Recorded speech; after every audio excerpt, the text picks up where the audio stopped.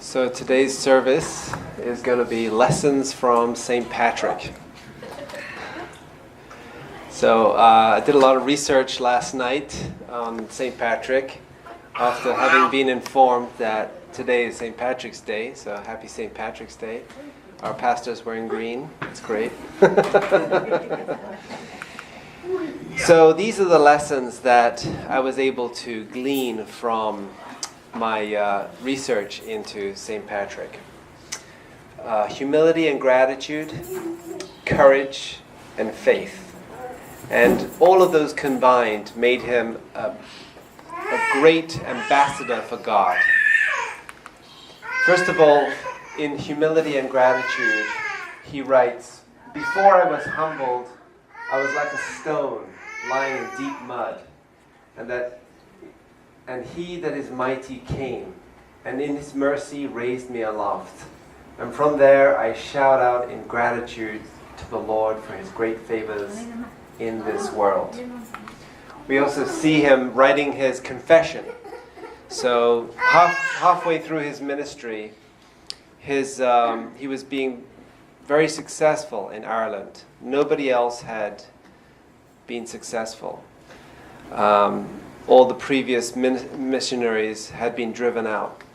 But because of his unique experience of captivity and learning the language and understanding the land and understanding the culture and the custom of how to get along with people in Ireland, he was able to bring a lot of success. So for instance, the country was divided into these fiefdoms, a lot of different warring tribes, jealous of each other, suspicious of each other. In order for you to have free passage on that tribe's land, you had to make peace with, or get the permission of the local warlord. So Patrick knew this, and he would do that, and that's how he was able to move around Ireland without too much trouble. I'm sure there's a lot more drama that we don't know about, but what he was able to talk about came about when, back in England, his diocese that he had come from were jealous of his success. And one of his best friends revealed one of Patrick's darkest secrets, that he had confided in him. And that's, in the Catholic Church, you're sworn to secrecy if you divulge something like that. And one of his friends didn't do that, and so they used that as an ammunition to get to him, and they wanted him to come back and answer for himself. And he was devastated by that, because he really felt like he was being led by the Spirit to be in Ireland, and yet his own church was calling him away from his sacred mission. So he wrote them this confession, and that's how he started his confession. "My name is Patrick. I am a sinner, a simple country person, and the least of all believers. I am looked down upon by many." So he certainly didn't see himself as anything special, but he also felt that his power and his ability to do what he's doing came from God. So he wasn't going to get in the way of that. This is how he regarded God. "He guarded me before I knew him, and before I came to wisdom, and could distinguish between good and evil. He protected me and consoled me as a father does for his son." So when I'm reading this, I'm thinking to myself, this is a really deep relationship this man has with God. So based upon that vertical relationship, he had a conversion experience, because when he was younger, he considered himself to be a pagan or an atheist, even though his father was a deacon. And then when he was whisked away to slavery, he felt that was the punishment he was paying for his deviation from God. So he felt he deserved it.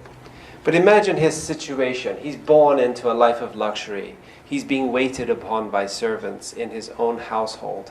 And then when he's 16 years old, having had that lifestyle, suddenly he's whisked away across the aisle into Ireland, from which nobody comes back. Because Ireland is this rural, tribal area. Nobody wants to go there. Not even the Romans wanted to go to Ireland. So now he's in Ireland, and he's living the lowest lowly life as a shepherd on a hillside. Wind, snow, frost, rain, miserable conditions. And in that situation, he's able to develop his relationship with God. So he starts to pray constantly.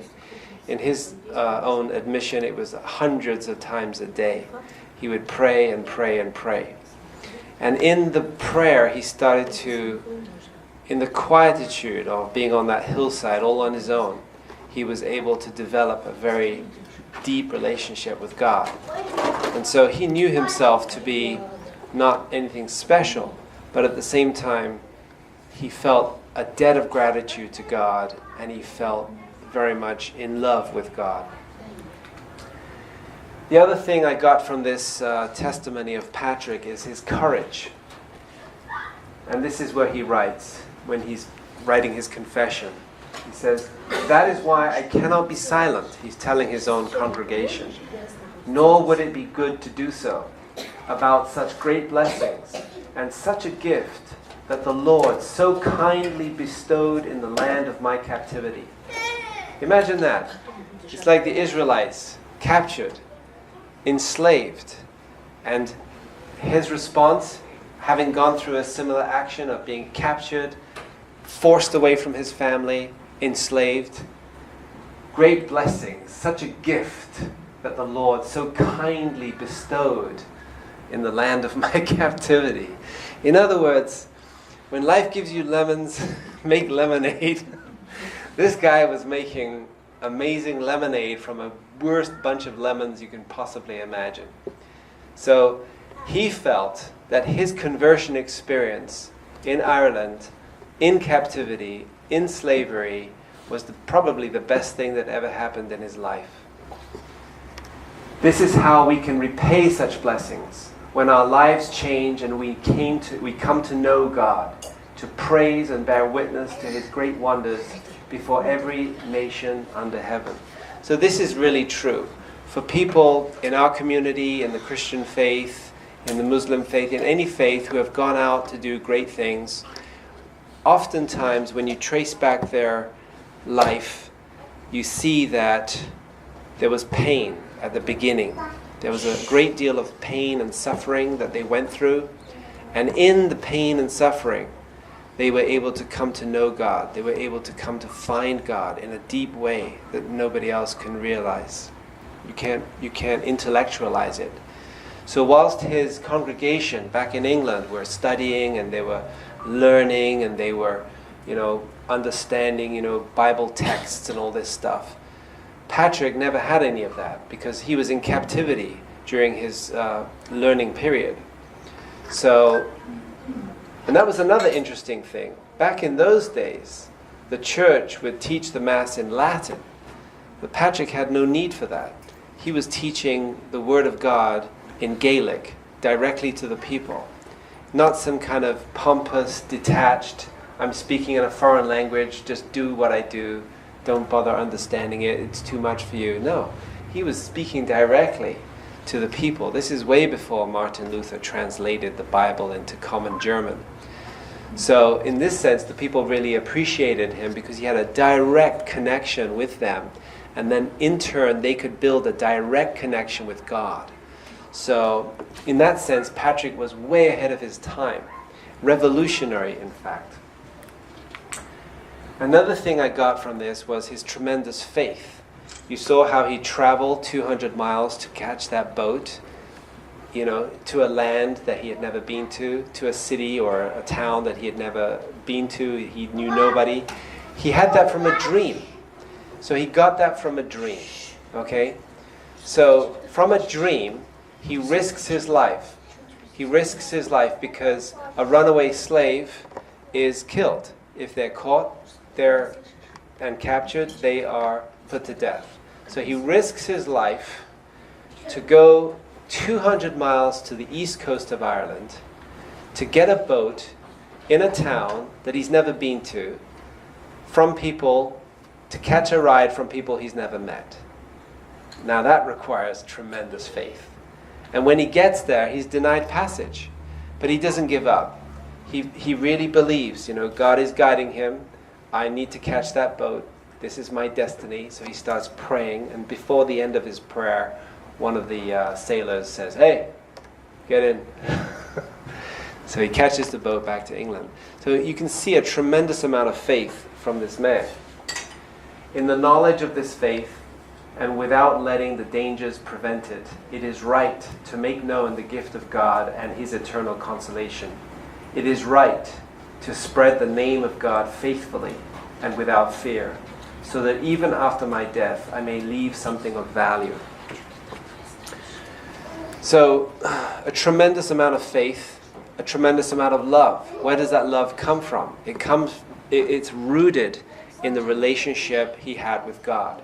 Without that basis of foundation, he would not have the power of his convictions. He would not have the faith that he had. He would not have the courage. He would not have the gift of being able to serve and love other people unconditionally the way he did. To sail from safety in England to a barbaric, at that time, land of Ireland, risking his life to bring the gospel to the people who had enslaved him, that requires incredible amounts of love. Putting yourself, last, putting other needs first. That's love, when you put the needs of others before your own. So where does this come from? It comes from his relationship with God. This is what our founder explained about what is the course that human beings are supposed to go through. We are supposed to be conceived in love. We're supposed to be born in love. We're supposed to live in love. We're supposed to die in love, to go to an eternal mansion where we live in love. Our whole life is supposed to be love, from beginning to the end. And what instead do we see in the world around us? We see people who are desperate. We see people who are ripped away from the source of love, which is God, ripped away from rich human relations, ripped away and isolated and feeling depressed and estranged and lonely and desperate. This is not the way human beings are designed. So you can imagine the stress that people go through every day because we are so detached from the source of love, the source of power, the source of energy, the source of courage, the source of faith. All these things are out the window if we can't experience the love of God in our life. Reverend Moon says, we are born in love, we live in love, we reach the destination of love, and we return to God to live with him eternally. In other words, our life begins with love, matures with love, and is harvested as the fruit of love. Death is the point at which the fruit of love is harvested.